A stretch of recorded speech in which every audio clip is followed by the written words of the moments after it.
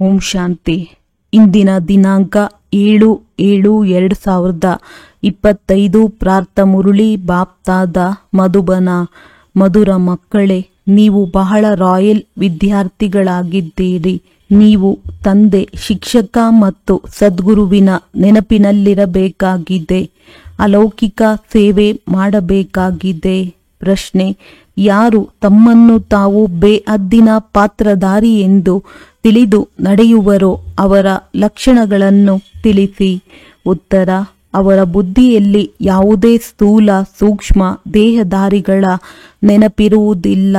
ಅವರು ಒಬ್ಬ ತಂದೆಯನ್ನು ಮತ್ತು ಶಾಂತಿಧಾಮ ಮನೆಯನ್ನು ನೆನಪು ಮಾಡುತ್ತಾ ಇರುತ್ತಾರೆ, ಏಕೆಂದರೆ ಬಲಿಯಾರಿಯು ಒಬ್ಬ ತಂದೆಯದಾಗಿದೆ. ಹೇಗೆ ತಂದೆಯು ಇಡೀ ಪ್ರಪಂಚದ ಸೇವೆ ಮಾಡುತ್ತಾರೆ, ಪತಿತರನ್ನು ಪಾವನ ಮಾಡುತ್ತಾರೆಯೋ ಹಾಗೆಯೇ ಮಕ್ಕಳು ಸಹ ತಂದೆಯ ಸಮಾನ ಸೇವಾದಾರಿಗಳಾಗಿ ಬಿಡುತ್ತಾರೆ. ಓಂ ಶಾಂತಿ. ಮೊಟ್ಟ ಮೊದಲಿಗೆ ತಂದೆಯು ಮಕ್ಕಳಿಗೆ ಸಾವಧಾನ ನೀಡುತ್ತಾರೆ. ಇಲ್ಲಿ ಕುಳಿತುಕೊಳ್ಳುತ್ತೀರೆಂದರೆ ತಮ್ಮನ್ನು ಆತ್ಮವೆಂದು ತಿಳಿದು ತಂದೆಯ ಮುಂದೆ ಕುಳಿತಿದ್ದೀರಾ. ಇದನ್ನೂ ಸಹ ಬುದ್ಧಿಯಲ್ಲಿ ತಂದುಕೊಳ್ಳಿ. ನಾನು ತಂದೆಯ ಮುಂದೆಯೂ ಕುಳಿತಿದ್ದೇವೆ, ಶಿಕ್ಷಕನ ಮುಂದೆಯೂ ಕುಳಿತಿದ್ದೇವೆ. ನಂಬರ್ 1 ಮಾತಾಗಿದೆ. ನಾವು ಆತ್ಮರಾಗಿದ್ದೇವೆ. ತಂದೆಯೂ ಆತ್ಮನಾಗಿದ್ದಾರೆ, ಶಿಕ್ಷಕನೂ ಆತ್ಮನಾಗಿದ್ದಾರೆ, ಒಬ್ಬರೇ ಆಗಿದ್ದಾರಲ್ಲವೇ? ಈ ಹೊಸ ಮಾತನ್ನು ನೀವು ಕೇಳುತ್ತೀರಿ. ಬಾಬಾ, ನಾವಂತೂ ಕಲ್ಪಕಲ್ಪವೂ ಇದನ್ನು ಕೇಳುತ್ತೇವೆಂದು ಹೇಳುತ್ತೀರಿ. ಅಂದಾಗ ಬುದ್ಧಿಯಲ್ಲಿ ಇದು ನೆನಪಿರಲಿ. ತಂದೆಯು ಓದಿಸುತ್ತಾರೆ. ನಾನಾತ್ಮನು ಈ ಕರ್ಮೇಂದ್ರಿಯಗಳ ಮೂಲಕ ಕೇಳಿಸಿಕೊಳ್ಳುತ್ತೇನೆ. ಈ ಜ್ಞಾನವು ನೀವು ಮಕ್ಕಳಿಗೆ ಶ್ರೇಷ್ಠಾತಿ ಶ್ರೇಷ್ಠ ಭಗವಂತನ ಮೂಲಕ ಈ ಸಮಯದಲ್ಲಿಯೇ ಸಿಗುತ್ತದೆ. ಅವರು ಎಲ್ಲ ಆತ್ಮಗಳ ತಂದೆಯಾಗಿದ್ದಾರೆ. ಆಸ್ತಿಯನ್ನು ಕೊಡುತ್ತಾರೆ, ಯಾವ ಜ್ಞಾನವನ್ನು ಕೊಡುತ್ತಾರೆ, ಎಲ್ಲರ ಸದ್ಗತಿ ಮಾಡುತ್ತಾರೆ. ಅಂದರೆ ಮನೆಗೆ ಕರೆದುಕೊಂಡು ಹೋಗುತ್ತಾರೆ. ಎಷ್ಟು ಮಂದಿಯನ್ನು ಕರೆದುಕೊಂಡು ಹೋಗುತ್ತಾರೆ, ಇದೆಲ್ಲವನ್ನು ನೀವು ತಿಳಿದುಕೊಂಡಿದ್ದೀರಿ. ಸೊಳ್ಳೆಗಳ ಪಾದಿಯಲ್ಲಿ ಎಲ್ಲರೂ ಸಹ ಹೋಗಬೇಕಾಗಿದೆ. ಸತ್ಯಯುಗದಲ್ಲಿ ಒಂದೇ ಧರ್ಮ, ಪವಿತ್ರತೆ, ಸುಖ, ಶಾಂತಿ ಎಲ್ಲವೂ ಇರುತ್ತದೆ. ಈ ಚಿತ್ರಗಳನ್ನು ಕುರಿತು ತಿಳಿಸಿಕೊಡುವುದು ನೀವು ಮಕ್ಕಳಿಗೆ ಬಹಳ ಸಹಜವಾಗುತ್ತದೆ. ಹೇಗೆ ಮಕ್ಕಳು ಸಹ ನಕ್ಷೆಯಿಂದ ತಿಳಿದುಕೊಳ್ಳುತ್ತಾರಲ್ಲವೇ? ಇದು ಇಂಗ್ಲೆಂಡ್ ಆಗಿದೆ, ಇದು ಎಂದು ಹೇಳಿದಾಗ ಅದು ನೆನಪಿಗೆ ಬಂದು ಬಿಡುತ್ತದೆ. ಇಲ್ಲಿಯೂ ಹಾಗೆಯೇ ಒಬ್ಬೊಬ್ಬ ವಿದ್ಯಾರ್ಥಿಗೂ ತಿಳಿಸಲಾಗುತ್ತದೆ. ಮಹಿಮೆಯು ಒಬ್ಬರದ್ದೇ ಆಗಿದೆ. ಶಿವಾಯ ನಮಃ. ಶ್ರೇಷ್ಠಾತಿ ಶ್ರೇಷ್ಠ ಭಗವಂತ ರಚಯಿತ ತಂದೆಯು ಮನೆಗೆ ಹಿರಿಯರಾಗಿರುತ್ತಾರಲ್ಲವೇ? ಅದು ಅದ್ದಿನ ಮಾತು. ಇವರಂತೂ ಇಡೀ ಬೇಅದ್ದಿನ ಮನೆಗೆ ತಂದೆಯಾಗಿದ್ದಾರೆ, ಮತ್ತೆ ಶಿಕ್ಷಕರೂ ಆಗಿದ್ದಾರೆ. ನಿಮಗೆ ಓದಿಸುತ್ತಾರೆ. ಅಂದಾಗ ನೀವು ಮಕ್ಕಳಿಗೆ ಬಹಳ ಖುಷಿ ಇರಬೇಕು. ನೀವು ವಿದ್ಯಾರ್ಥಿಗಳು ರಾಯಲ್ ಆಗಿದ್ದೀರಿ. ತಂದೆಯು ತಿಳಿಸುತ್ತಾರೆ, ನಾನು ಸಾಧಾರಣ ತನುವಿನಲ್ಲಿ ಬರುತ್ತೇನೆ. ಪ್ರಜಾಪಿತ ಬ್ರಹ್ಮನು ಅವಶ್ಯವಾಗಿ ಇಲ್ಲಿಯೇ ಬೇಕಲ್ಲವೇ? ಅವರಿಲ್ಲದೆ ಕೆಲಸವು ಹೇಗೆ ನಡೆಯುತ್ತದೆ? ಮತ್ತು ಅವಶ್ಯವಾಗಿ ವೃದ್ಧನ ಶರೀರವೇ ಬೇಕು, ಏಕೆಂದರೆ ದತ್ತು ಮಾಡಿಕೊಳ್ಳಲಾಗುತ್ತದೆ ಎಲ್ಲವೇ? ಕೃಷ್ಣನಂತೂ ಮಕ್ಕಳೇ ಮಕ್ಕಳೇ ಎಂದು ಮಾತನಾಡಲು ಸಾಧ್ಯವಿಲ್ಲ. ಆದ್ದರಿಂದ ಇಲ್ಲಿ ವೃದ್ಧನೇ ಶೋಭಿಸುತ್ತಾರೆ. ಮಕ್ಕಳನ್ನು ಯಾರೂ ಸಹ ತಂದೆ ಎಂದು ಹೇಳುವುದಿಲ್ಲ. ಅಂದಾಗ ನೀವು ಮಕ್ಕಳಿಗೂ ಸಹ ಬುದ್ಧಿಯಲ್ಲಿ ಬರಬೇಕು, ನಾವು ಯಾರ ಮುಂದೆ ಕುಳಿತಿದ್ದೇವೆ. ಆಂತರ್ಯದಲ್ಲಿ ಖುಷಿ ಇರಬೇಕು. ವಿದ್ಯಾರ್ಥಿಗಳು ಎಲ್ಲಿಯಾದರೂ ಕುಳಿತಿರಲಿ, ಅವರ ಬುದ್ಧಿಯಲ್ಲಿ ತಂದೆಯ ನೆನಪು ಬರುತ್ತದೆ, ಶಿಕ್ಷಕರ ನೆನಪು ಬರುತ್ತದೆ. ಅವರಿಗಾದರೆ ತಂದೆಯೂ ಬೇರೆ, ಶಿಕ್ಷಕನೂ ಬೇರೆ ಇರುತ್ತಾರೆ. ನಿಮಗಂತೂ ಒಬ್ಬರೇ ತಂದೆ, ಶಿಕ್ಷಕ, ಗುರುವಾಗಿದ್ದಾರೆ. ಈ ತಂದೆಯೂ ಸಹ ವಿದ್ಯಾರ್ಥಿಯಾಗಿದ್ದಾರೆ, ಸ್ವಯಂ ಓದುತ್ತಿದ್ದಾರೆ. ಕೇವಲ ಇವರ ರಥವನ್ನು ಆಧಾರವಾಗಿ ತೆಗೆದುಕೊಳ್ಳಲಾಗಿದೆ. ಮತ್ಯಾವುದೇ ವ್ಯತ್ಯಾಸವಿಲ್ಲ. ಇವರು ನಿಮ್ಮ ತರಹವೇ ಇದ್ದಾರೆ. ನೀವೇನನ್ನು ತಿಳಿದುಕೊಳ್ಳುವಿರೋ ಇವರ ಆತ್ಮವೂ ಸಹ ಅದನ್ನೇ ತಿಳಿದುಕೊಳ್ಳುತ್ತದೆ. ಬಲಿಹಾರಿ ಎಲ್ಲವೂ ಒಬ್ಬ ತಂದೆಯದಾಗಿದೆ. ಅವರನ್ನೇ ಪ್ರಭು ಈಶ್ವರನೆಂದು ಹೇಳುತ್ತಾರೆ. ತಂದೆಯು ಇದನ್ನು ತಿಳಿಸುತ್ತಾರೆ. ತಮ್ಮನ್ನು ಆತ್ಮನೆಂದು ತಿಳಿದು ಒಬ್ಬ ಪರಮಾತ್ಮನನ್ನು ನೆನಪು ಮಾಡಿ. ಎಲ್ಲ ಸ್ಥೂಲ ಸೂಕ್ಷ್ಮ ದೇಹಧಾರಿಗಳನ್ನು ಮರೆತು ಬಿಡಿ. ನೀವು ಶಾಂತಿಧಾಮದ ನಿವಾಸಿಗಳಾಗಿದ್ದೀರಿ. ಬೇಅದ್ದಿನ ಪಾತ್ರಧಾರಿಗಳಾಗಿದ್ದೀರಿ. ಈ ಮಾತುಗಳನ್ನು ಮತ್ಯಾರೂ ತಿಳಿದುಕೊಂಡಿಲ್ಲ. ಇಡೀ ಪ್ರಪಂಚದಲ್ಲಿ ಯಾರಿಗೂ ತಿಳಿದಿಲ್ಲ. ಯಾರು ಇಲ್ಲಿಗೆ ಬರುವರೋ ಅವರು ತಿಳಿದುಕೊಳ್ಳುತ್ತಾ ಹೋಗುವರು ಮತ್ತು ತಂದೆಯ ಸೇವೆಯಲ್ಲಿ ಬರುತ್ತಾ ಹೋಗುತ್ತಾರೆ. ಈಶ್ವರಿಯ ಸೇವಾದಾರಿಗಳಾಗಿದ್ದಾರಲ್ಲವೇ. ತಂದೆಯೂ ಸಹ ಸೇವೆ ಮಾಡಲು ಬಂದಿದ್ದಾರೆ. ಪತಿತರನ್ನು ಪಾವನಗೊಳಿಸುವ ಸೇವೆ ಮಾಡುತ್ತಾರೆ. ರಾಜ್ಯವನ್ನು ಕಳೆದುಕೊಂಡು ದುಃಖಿಯಾದಾಗ ಮತ್ತೆ ತಂದೆಯನ್ನು ಕರೆಯುತ್ತಾರೆ. ಯಾರು ರಾಜ್ಯವನ್ನು ಕೊಟ್ಟಿದ್ದರೋ ಅವರನ್ನೇ ಕರೆಯುತ್ತಾರೆ. ತಂದೆಯು ಸುಖಧಾಮದ ಮಾಲೀಕರನ್ನಾಗಿ ಮಾಡಲು ಬಂದಿದ್ದಾರೆ. ಪ್ರಪಂಚದಲ್ಲಿ ನಿಮ್ಮ ವಿನಃ ಇದು ಮತ್ಯಾರಿಗೂ ತಿಳಿದಿಲ್ಲ. ಎಲ್ಲ ಭಾರತವಾಸಿ ಒಂದು ಧರ್ಮದವರೇ ಆಗಿದ್ದಾರೆ. ಇದೇ ಮುಖ್ಯವಾದ ಧರ್ಮವಾಗಿದೆ. ಅಂದ ಮೇಲೆ ಅದು ಯಾವಾಗ ಇರುವುದಿಲ್ಲವೋ ಆಗಲೇ ತಂದೆಯು ಬಂದು ಸ್ಥಾಪನೆ ಮಾಡುತ್ತಾರಲ್ಲವೇ. ಮಕ್ಕಳಿಗೆ ತಿಳಿದಿದೆ ಭಗವಂತ ಯಾರನ್ನು ಇಡೀ ಪ್ರಪಂಚವೂ ಅಲ್ಲ ಗಾಡ್ ಎಂದು ಕರೆಯುವರೋ ಅವರೇ ನಾಟಕದನುಸಾರ ಕಲ್ಪದ ಇಂದಿನಂತೆ ಬಂದಿದ್ದಾರೆ. ಇದು ಗೀತೆಯ ಎಪಿಸೋಡ್ ಆಗಿದೆ. ಇದರಲ್ಲಿ ತಂದೆಯು ಬಂದು ಸ್ಥಾಪನೆ ಮಾಡುತ್ತಾರೆ. ಬ್ರಾಹ್ಮಣ ಮತ್ತು ದೇವಿ ದೇವತಾ ನಮಃ ಎಂದೇ ಗಾಯನವಿದೆ. ಕ್ಷತ್ರಿಯ ನಮಃ ಎಂದು ಹೇಳುವುದಿಲ್ಲ. ಏಕೆಂದರೆ ಕ್ಷತ್ರಿಯರಲ್ಲಿ 2 ಕಲೆಗಳು ಕಡಿಮೆಯಾಯಿತಲ್ಲವೇ. ಹೊಸ ಪ್ರಪಂಚಕ್ಕೆ ಸ್ವರ್ಗವೆಂದೇ ಹೇಳಲಾಗುತ್ತದೆ. ತ್ರೇತಾಯುಗಕ್ಕೆ ಹೊಸ ಪ್ರಪಂಚವೆಂದು ಹೇಳುವುದಿಲ್ಲ. ಮೊಟ್ಟಮೊದಲು ಸತ್ಯಯುಗದಲ್ಲಿ ಸಂಪೂರ್ಣ ಹೊಸ ಪ್ರಪಂಚವಿರುತ್ತದೆ. ಇದು ಹಳೆಯದಕ್ಕಿಂತ ಹಳೆಯ ಪ್ರಪಂಚವಾಗಿದೆ. ನೀವು ಪುನಃ ಹೊಸ ಪ್ರಪಂಚದಲ್ಲಿ ಹೋಗುವಿರಿ.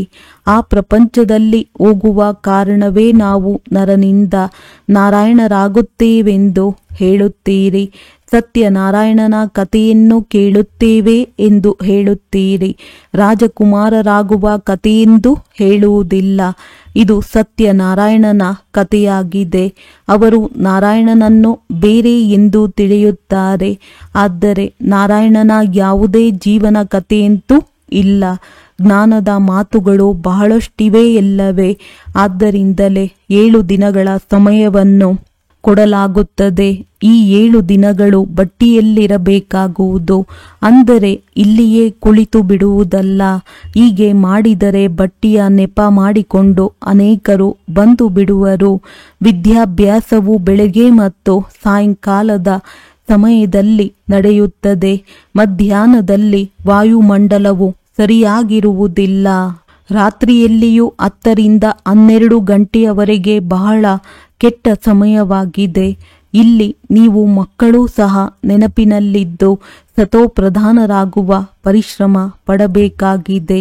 ಇಡೀ ದಿನವಂತೂ ಉದ್ಯೋಗ ವ್ಯವಹಾರಗಳಲ್ಲಿ ಇರುತ್ತೀರಿ. ಇಂಥವರು ಅನೇಕರಿದ್ದಾರೆ. ಉದ್ಯೋಗ ವ್ಯವಹಾರಗಳನ್ನು ಮಾಡುತ್ತಲೂ ಇನ್ನೂ ಹೆಚ್ಚಿನ ನೌಕರಿಗಾಗಿ ಓದುತ್ತಾರೆ. ಇಲ್ಲಿಯೂ ನೀವು ಓದುತ್ತೀರೆಂದರೆ ಯಾರು ಓದಿಸುವರೋ ಆ ಶಿಕ್ಷಕರನ್ನು ನೆನಪು ಮಾಡಬೇಕಾಗಿದೆ. ಒಳ್ಳೆಯದು.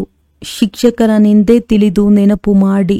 ಆಗ ತಂದೆ, ಶಿಕ್ಷಕ, ಸದ್ಗುರು 3 ಸಂಬಂಧಗಳು ಒಟ್ಟಿಗೆ ನೆನಪಿಗೆ ಬರುತ್ತದೆ. ನಿಮಗಾಗಿ ಇದು ಬಹಳ ಸಹಜವಾಗಿದೆ. ಅಂದ ಮೇಲೆ ಬಹಳ ಬೇಗನೆ ನೆನಪು ಬಂದು ಬಿಡಬೇಕು. ಅವರು ನಮ್ಮ ತಂದೆಯೂ ಆಗಿದ್ದಾರೆ, ಶಿಕ್ಷಕ ಮತ್ತು ಸದ್ಗುರುವೂ ಆಗಿದ್ದಾರೆ. ಶ್ರೇಷ್ಠಾತಿ ಶ್ರೇಷ್ಠ ತಂದೆಯಾಗಿದ್ದಾರೆ. ಅವರಿಂದ ನಾವು ಸ್ವರ್ಗದ ಆಸ್ತಿಯನ್ನು ಪಡೆಯುತ್ತಿದ್ದೇವೆ. ನಾವು ಸ್ವರ್ಗದಲ್ಲಿ ಅವಶ್ಯವಾಗಿ ಹೋಗುತ್ತೇವೆ. ಸ್ವರ್ಗದ ಸ್ಥಾಪನೆಯು ಖಂಡಿತ ಆಗಬೇಕಾಗಿದೆ. ನೀವು ಕೇವಲ ಶ್ರೇಷ್ಠ ಪದವಿಗಾಗಿ ಪುರುಷಾರ್ಥ ಮಾಡುತ್ತೀರಿ. ಇದನ್ನು ಸಹ ನೀವು ತಿಳಿದುಕೊಂಡಿದ್ದೀರಿ. ಕೊನೆಗೆ ನಿಮ್ಮ ಜ್ಞಾನವು ಹರಡುತ್ತಾ ಹೋಗುವುದು. ಮನುಷ್ಯರಿಗೆ ಇದು ಅರ್ಥವಾಗುವುದು. ನೀವು ಬ್ರಾಹ್ಮಣರ ಅಲೌಕಿಕ ಧರ್ಮವಾಗಿದೆ. ಶ್ರೀಮತದಂತೆ ಅಲೌಕಿಕ ಸೇವೆಯಲ್ಲಿ ತತ್ಪರರಾಗಿರುವುದು.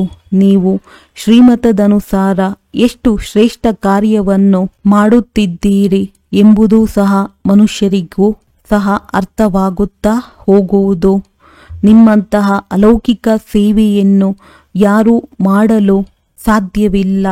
ನೀವು ಬ್ರಾಹ್ಮಣ ಧರ್ಮದವರೇ ಇಂತಹ ಕಾರ್ಯವನ್ನು ಮಾಡುತ್ತೀರಿ ಅಂದ ಮೇಲೆ ಇಂತಹ ಕಾರ್ಯದಲ್ಲಿ ತೊಡಗಬೇಕು ಮತ್ತು ಇದರಲ್ಲಿಯೇ ಬ್ಯುಸಿಯಾಗಿರಬೇಕು.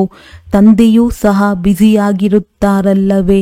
ನೀವು ರಾಜಧಾನಿಯನ್ನು ಸ್ಥಾಪನೆ ಮಾಡುತ್ತಿದ್ದೀರಿ. ಅವರಂತೂ ಪಂಚಾಯಿತಿ ಸೇರಿ ಕೇವಲ ಪಾಲನೆ ಮಾಡುತ್ತಿರುತ್ತಾರೆ. ಆದರೆ ನೀವಿಲ್ಲಿ ಗುಪ್ತ ವೇಷದಲ್ಲಿ ಏನು ಮಾಡುತ್ತಿದ್ದೀರಿ? ನೀವು ಗುಪ್ತ ಸೈನಿಕರು, ಅಹಿಂಸಕರಾಗಿದ್ದೀರಿ. ಇದರ ಅರ್ಥವನ್ನು ಯಾರೂ ತಿಳಿದುಕೊಂಡಿಲ್ಲ. ನೀವು ಡಬಲ್ ಅಹಿಂಸಕ ಸೇನೆಯಾಗಿದ್ದೀರಿ. ಬಹಳ ದೊಡ್ಡ ಹಿಂಸೆಯು ಈ ವಿಕಾರದ್ದಾಗಿದೆ. ಇದೇ ಪತಿತರನ್ನಾಗಿ ಮಾಡುತ್ತದೆ. ಆದ್ದರಿಂದ ಇದರ ಮೇಲೆ ವಿಜಯಿಗಳಾಗಬೇಕಾಗಿದೆ.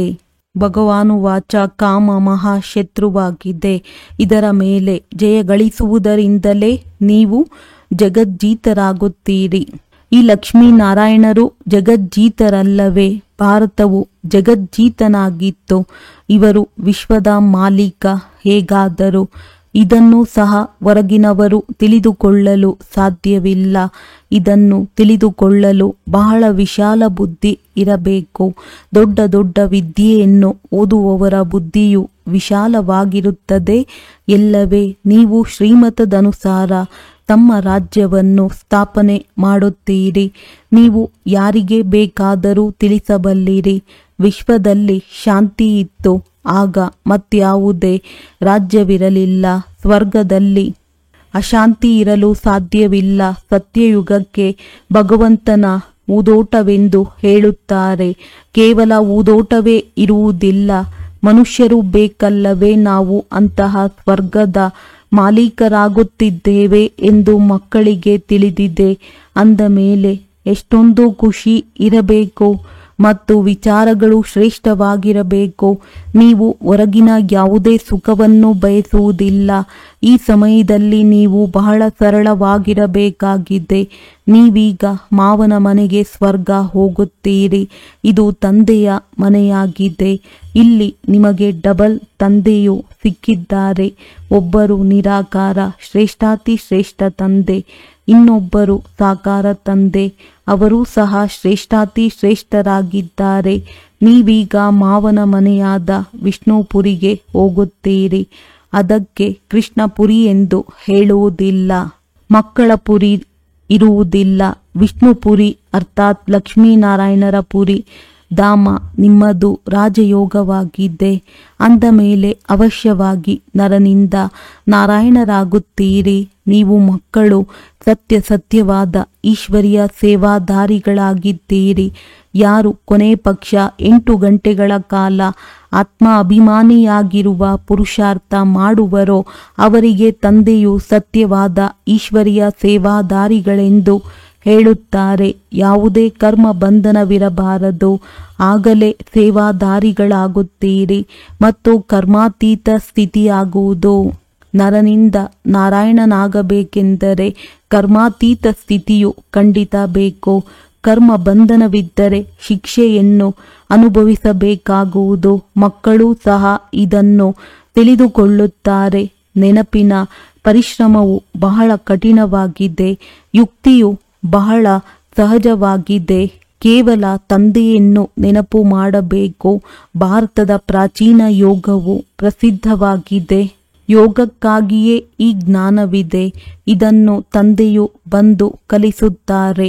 ಕೃಷ್ಣನೇನು ಯೋಗವನ್ನು ಕಲಿಸುವುದಿಲ್ಲ, ಆದರೆ ಕೃಷ್ಣನಿಗೆ ಸ್ವದರ್ಶನ ಚಕ್ರವನ್ನು ತೋರಿಸಿದ್ದಾರೆ. ಈ ಚಿತ್ರವು ಎಷ್ಟೊಂದು ತಪ್ಪಾಗಿದೆ.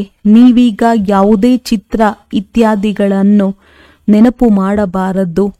ಎಲ್ಲವನ್ನು ಮರೆಯಿರಿ. ಯಾರಲ್ಲಿಯೂ ಬುದ್ಧಿಯು ಹೋಗದಿರಲಿ, ಬುದ್ಧಿಯೋಗವು ಸ್ಪಷ್ಟವಾಗಿರಲಿ. ಇದು ವಿದ್ಯಾಭ್ಯಾಸದ ಸಮಯವಾಗಿದೆ. ಆದ್ದರಿಂದ ತಮ್ಮನ್ನು ಆತ್ಮನೆಂದು ತಿಳಿದು ತಂದೆಯನ್ನು ನೆನಪು ಮಾಡಬೇಕಾಗಿದೆ. ಆಗಲೇ ಪಾಪಗಳು ನಾಶವಾಗುತ್ತದೆ. ತಂದೆಯು ತಿಳಿಸುತ್ತಾರೆ, ಮೊಟ್ಟ ಮೊದಲಿಗೆ ನೀವು ಅಶರೀರಿಯಾಗಿ ಬಂದಿದ್ದೀರಿ, ಈಗ ಪುನಃ ಆಗಬೇಕಾಗಿದೆ. ನೀವು ಆಲ್ರೌಂಡರ್ ಆಗಿದ್ದೀರಿ. ಅವರು ಹದ್ದಿನ ಪಾತ್ರಧಾರಿಗಳು, ನೀವು ಬೇಹದ್ದಿನ ಪಾತ್ರಧಾರಿಗಳಾಗಿದ್ದೀರಿ. ನಾವು ಅನೇಕ ಬಾರಿ ಪಾತ್ರವನ್ನಭಿನಯಿಸಿದ್ದೇವೆಂದು ನೀವು ಈಗ ತಿಳಿದುಕೊಳ್ಳುತ್ತೀರಿ. ಅನೇಕ ಬಾರಿ ನೀವು ಬೇಹದ್ದಿನ ಮಾಲೀಕರಾಗುತ್ತೀರಿ. ಈ ಬೇಹದ್ದಿನ ನಾಟಕದಲ್ಲಿ ಚಿಕ್ಕ ಚಿಕ್ಕ ನಾಟಕಗಳು ಅನೇಕ ಬಾರಿ ನಡೆಯುತ್ತಿರುತ್ತವೆ. ಸತ್ಯಯುಗದಿಂದ ಕಲಿಯುಗದವರೆಗೆ ಏನೆಲ್ಲವೂ ನಡೆದಿದೆಯೋ ಅದು ಪುನರಾವರ್ತನೆಯಾಗುತ್ತಾ ಇರುತ್ತದೆ. ಮೇಲಿನಿಂದ ಹಿಡಿದು ಅಂತ್ಯದವರೆಗೆ ಎಲ್ಲವೂ ನಿಮ್ಮ ಬುದ್ಧಿಯಲ್ಲಿದೆ. ಮೂಲವತನ, ಸೂಕ್ಷ್ಮವತನ ಮತ್ತು ಸೃಷ್ಟಿ ಚಕ್ರ ಅಷ್ಟೇ. ಮತ್ಯಾವುದೇ ಧಾಮದೊಂದಿಗೆ ನಿಮ್ಮ ಕೆಲಸವಿಲ್ಲ. ನಿಮ್ಮ ಧರ್ಮವು ಬಹಳ ಸುಖ ಕೊಡುವಂಥದ್ದಾಗಿದೆ. ಯಾವಾಗ ಅವರ ಸಮಯವು ಬರುವುದೋ ಆಗ ಅವರೆಲ್ಲರೂ ಬರುತ್ತಾರೆ. ನಂಬರ್ ವಾರ್ ಹೇಗೆ ಬಂದಿದ್ದಾರೆಯೋ ಹಾಗೆಯೇ ಹಿಂತಿರುಗಿ ಹೋಗುತ್ತಾರೆ. ನಾವು ಅನ್ಯ ಧರ್ಮದ ವರ್ಣನೆಯನ್ನೇನು ಮಾಡುವುದೋ? ಕೇವಲ ನೀವು ಒಬ್ಬ ತಂದೆಯ ನೆನಪಿನಲ್ಲಿರಬೇಕಾಗಿದೆ. ಚಿತ್ರ ಇತ್ಯಾದಿಗಳೆಲ್ಲವನ್ನು ಮರೆತು ಒಬ್ಬ ತಂದೆಯನ್ನು ನೆನಪು ಮಾಡಬೇಕಾಗಿದೆ. ಬ್ರಹ್ಮ, ವಿಷ್ಣು, ಶಂಕರನನ್ನಲ್ಲ, ಕೇವಲ ಒಬ್ಬರನ್ನು ನೆನಪು ಮಾಡಿ. ಪರಮಾತ್ಮನು ಲಿಂಗರೂಪವಾಗಿದ್ದಾರೆಂದು ಮನುಷ್ಯರು ತಿಳಿಯುತ್ತಾರೆ. ಆದರೆ ಲಿಂಗ ಸಮಾನವಾದ ವಸ್ತುವಿರಲು ಹೇಗೆ ಸಾಧ್ಯ? ಆ ರೂಪದಲ್ಲಿ ಜ್ಞಾನವನ್ನು ತಿಳಿಸಲು ಹೇಗೆ ಸಾಧ್ಯ? ನೀವು ಕೇಳಲು ಯಾವುದೇ ಪ್ರೇರಣೆಯಿಂದ ಯಾವುದಾದರೂ ಸ್ಪೀಕರ್ ಇಡುವರೆ ಪ್ರೇರಣೆಯಿಂದ ಏನೂ ಆಗುವುದಿಲ್ಲ. ಶಂಕರನು ಪ್ರೇರಣೆ ಕೊಡುತ್ತಾನೆಂದಲ್ಲ. ಇದೆಲ್ಲವೂ ನಾಟಕದಲ್ಲಿ ಮೊದಲಿನಿಂದ ನಿಗದಿಯಾಗಿರುತ್ತದೆ. ವಿನಾಶವೂ ಸಹ ಆಗಲೇಬೇಕಾಗಿದೆ. ಹೇಗೆ ನೀವಾತ್ಮರು ಶರೀರದ ಮೂಲಕ ಮಾತನಾಡುತ್ತೀರೋ ಹಾಗೆಯೇ ಪರಮಾತ್ಮನೂ ಸಹ ನೀವು ಮಕ್ಕಳೊಂದಿಗೆ ಮಾತನಾಡುತ್ತಾರೆ. ಅವರ ಪಾತ್ರವೇ ದಿವ್ಯ ಅಲೌಕಿಕವಾಗಿದೆ. ಪತಿತರನ್ನು ಪಾವನ ಮಾಡುವವರು ಒಬ್ಬರೇ ತಂದೆಯಾಗಿದ್ದಾರೆ. ತಂದೆಯು ತಿಳಿಸುತ್ತಾರೆ, ನನ್ನ ಪಾತ್ರವು ಎಲ್ಲರಿಗಿಂತ ಭಿನ್ನವಾಗಿದೆ. ಕಲ್ಪದ ಹಿಂದೆ ಯಾರು ಬಂದಿರುವರೋ ಈಗಲೂ ಅವರೇ ಬರುತ್ತಾರೆ. ಏನೆಲ್ಲವೂ ಕಳೆದು ಹೋಯಿತೋ ಅದು ಡ್ರಾಮಾದಲ್ಲಿದೆ. ಇದರಲ್ಲಿ ಸ್ವಲ್ಪವೂ ಅಂತರವಿಲ್ಲ. ಆದ್ದರಿಂದ ಪುರುಷಾರ್ಥ ವಿಚಾರವನ್ನು ಇಟ್ಟುಕೊಳ್ಳಬೇಕಾಗಿದೆ. ಡ್ರಾಮಾ ಅನುಸಾರ ನಮ್ಮದು ಕಡಿಮೆ ಪುರುಷಾರ್ಥವಾಗಿದೆ ಎಂದಲ್ಲ. ಇದರಿಂದ ಪದವಿಯು ಬಹಳ ಕಡಿಮೆಯಾಗಿ ಹೋಗುವುದು. ಪುರುಷಾರ್ಥವು ತೀವ್ರವಾಗಿ ಮಾಡಬೇಕು. ಡ್ರಾಮಾದ ಮೇಲೆ ಬಿಡುವಂತಿಲ್ಲ. ಆದ್ದರಿಂದ ತಮ್ಮ ಚಾರ್ಟನ್ನು ನೋಡಿಕೊಳ್ಳುತ್ತಾ ಇರಿ, ಹೆಚ್ಚಿಸಿಕೊಳ್ಳುತ್ತಾ ಇರಿ. ನನ್ನ ಚಾರ್ಟ್ ಹೆಚ್ಚುತ್ತಾ ಹೋಗುತ್ತಿದೆಯೇ, ಕಡಿಮೆಯಾಗುತ್ತಿಲ್ಲವೇ ಎಂದು ಬರೆದಿಟ್ಟುಕೊಳ್ಳಿ. ಬಹಳ ಎಚ್ಚರಿಕೆಯಿಂದಿರಬೇಕು. ಇಲ್ಲಿ ನಿಮ್ಮದು ಬ್ರಾಹ್ಮಣರ ಸಂಘವಾಗಿದೆ. ಹೊರಗಡೆ ಎಲ್ಲವೂ ಕೆಟ್ಟ ಸಂಘವೇ ಇದೆ. ಅಲ್ಲಿ ಮನುಷ್ಯರು ಕೆಟ್ಟ ಮಾತುಗಳನ್ನೇ ತಿಳಿಸುತ್ತಾರೆ. ಈಗ ತಂದೆಯು ನಿಮ್ಮನ್ನು ಕೆಟ್ಟ ಸಂಘದಿಂದ ಬಿಡಿಸುತ್ತಾರೆ. ಮನುಷ್ಯರು ಕೆಟ್ಟ ಸಂಘದಲ್ಲಿ ಬಂದು ತಮ್ಮ ರೀತಿ ನೀತಿ ವೇಷಭೂಷಣ ಇತ್ಯಾದಿ ಎಲ್ಲವನ್ನು ಬದಲಾಯಿಸಿ ಬಿಟ್ಟಿದ್ದಾರೆ. ದೇಶವನ್ನೇ ಬದಲಾಯಿಸಿದ್ದಾರೆ. ಇದು ಸಹ ತಮ್ಮ ಧರ್ಮದ ನಿಂದನೆ ಮಾಡುವುದಾಗಿದೆ. ನೋಡಿ ಹೇಗೆ ಜಡೆಗಳನ್ನು ಹಾಕುತ್ತಾರೆ. ದೇಹಾಭಿಮಾನವಾಗಿ ಬಿಡುತ್ತದೆ. ಕೇವಲ ಕೂದಲಿನ ಸೌಂದರ್ಯಕ್ಕಾಗಿ 100-150 ರೂಪಾಯಿಗಳನ್ನು ಖರ್ಚು ಮಾಡುತ್ತಾರೆ. ಇದಕ್ಕೆ ಅತಿಯಾದ ದೇಹಾಭಿಮಾನವೆಂದು ಹೇಳಲಾಗುತ್ತದೆ. ಅಂಥವರು ಎಂದೂ ಜ್ಞಾನವನ್ನು ತಿಳಿದುಕೊಳ್ಳಲು ಸಾಧ್ಯವಿಲ್ಲ. ತಂದೆಯು ತಿಳಿಸುತ್ತಾರೆ, ಮಕ್ಕಳೇ, ಬಹಳ ಸಾಧಾರಣವಾಗಿ ಇರಿ. ತುಂಬ ಒಳ್ಳೊಳ್ಳೆಯ ಸೀರೆಯನ್ನು ಧರಿಸುವುದರಿಂದಲೂ ದೇಹಾಭಿಮಾನವು ಬರುತ್ತದೆ. ದೇಹಾಭಿಮಾನವನ್ನು ಬಿಡುವುದಕ್ಕಾಗಿ ಎಲ್ಲವನ್ನೂ ಸಾಧಾರಣ ಮಾಡಿಕೊಳ್ಳಬೇಕು. ಒಳ್ಳೆಯ ವಸ್ತು ದೇಹಾಭಿಮಾನದಲ್ಲಿ ತರುತ್ತದೆ. ಈಗ ನೀವು ಈ ಸಮಯದಲ್ಲಿ ವನವಾಸದಲ್ಲಿದ್ದೀರಲ್ಲವೇ? ಪ್ರತಿಯೊಂದು ವಸ್ತುವಿನಿಂದ ಮೋಹವನ್ನು ತೆಗೆಯಬೇಕು. ಬಹಳ ಸಾಧಾರಣವಾಗಿರಬೇಕಾಗಿದೆ. ವಿವಾಹ ಮೊದಲಾದ ಕಡೆ ಬಣ್ಣದ ವಸ್ತ್ರಗಳನ್ನು ಧರಿಸಿ ಹೋಗಿ ಸಂಬಂಧವನ್ನು ನಿಭಾಯಿಸುವ ಅರ್ಥವಾಗಿ ಧರಿಸಿರಿ. ಮತ್ತೆ ಮನೆಗೆ ಬಂದು ಬದಲಾಯಿಸಿಕೊಳ್ಳಿ. ನೀವಂತೂ ವಾಣಿಯಿಂದ ದೂರ ಹೋಗಬೇಕಾಗಿದೆ. ವಾನಪ್ರಸ್ಥಿಗಳು ಶ್ವೇತ ವಸ್ತ್ರದಲ್ಲಿರುತ್ತಾರೆ. ನೀವು ಒಬ್ಬೊಬ್ಬರು ಹಿರಿಯರು ಕಿರಿಯರು ಎಲ್ಲರೂ ವಾನಪ್ರಸ್ಥಿಗಳಾಗಿದ್ದೀರಿ. ಚಿಕ್ಕ ಮಕ್ಕಳೂ ಸಹ ತಂದೆಯ ನೆನಪು ತರಿಸಬೇಕಾಗಿದೆ. ಇದರಲ್ಲಿಯೇ ಕಲ್ಯಾಣವಿದೆ. ನೀವೀಗ ಶಿವ ತಂದೆಯ ಬಳಿ ಹೋಗಬೇಕಾಗಿದೆ. ಒಳ್ಳೆಯದು. ಮಧುರಾತಿ ಮಧುರ ಅಗಲಿ ಮರಳಿ ಸಿಕ್ಕಿರುವ ಮಕ್ಕಳ ಪ್ರತಿ ಮಾತ್ಪಿತಾ ಬಾಪ್ತಾದರವರ ನೆನಪು, ಪ್ರೀತಿ ಹಾಗೂ ಸುಪ್ರಭಾತ. ಆತ್ಮೀಯ ಮಕ್ಕಳಿಗೆ ಆತ್ಮೀಯ ತಂದೆಯ ನಮಸ್ತೆ. ಧಾರಣೆಗಾಗಿ ಮುಖ್ಯ ಸಾರ.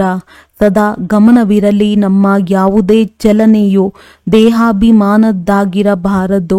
ಬಹಳ ಸಾಧಾರಣವಾಗಿರಬೇಕಾಗಿದೆ. ಯಾವುದೇ ವಸ್ತುವಿನಲ್ಲಿ ಮಮತ್ವವನ್ನಿಡಬಾರದು. ಕೆಟ್ಟ ಸಂಘದಿಂದ ತಮ್ಮನ್ನು ಸಂಭಾಲನೆ ಮಾಡಿಕೊಳ್ಳಬೇಕಾಗಿದೆ.